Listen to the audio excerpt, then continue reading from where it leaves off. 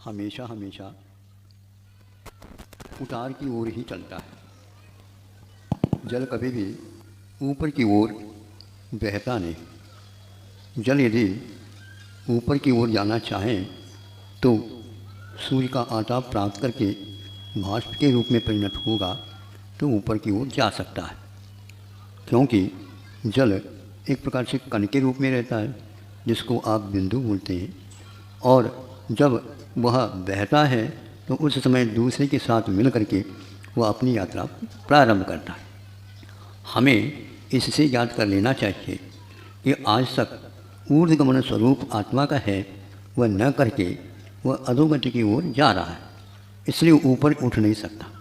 ऊपर भी यदि उठता है तो भी दूसरे की सहायता से वो उठता है, यहाँ से लेकर के सर्वासिद्धि तक भी जाता है तो भी वहाँ पर शरीर के बिना वह नहीं जा सकता।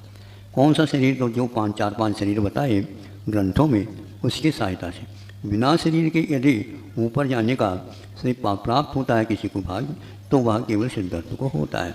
आत्मा के पास ऊर्ध्वगमन करने का स्वभाव होते हुए भी शरीर के कारण उसको नीचे की ओर हमेशा हमेशा जाना पड़ता है। यानी देवगति में भी जाता है तो बहुत कम समय के लिए जाता है, और मनुष्य के लिए भी एक प्रकार से जाता है तो भी वह कम जाता है, किंतु त्रियंश के लिए जाता है तो उसका कोई अंत नहीं रहता। अनंत काल तक भी निम्न कोटि के जन्म लेकर के वह अपना निर्वाह करता रहता है। तो जल के प्रवाह से हमें ज्ञात होता है नीचे जाने का यद्यपि स्वभाव नहीं है, किंतु यदि जल ऊपर जाना चाहे तो सूर्य प्रकाश का, धूप का, उष्णता, तापमान का यदि सहयोग मिलता है वो बाष्प बन करके तो उड़ सकता है। तो आत्मा भी यदि ऊपर उड़ना चाहे, उठना चाहे, तो तप का ताप प्राप्त कर ले तो वह उसके कर्म सारे गल जाएंगे और वह आत्मा का ऊर्ध्वगमन हो जाएगा, फिर कोई भी उसको रोक नहीं सकता।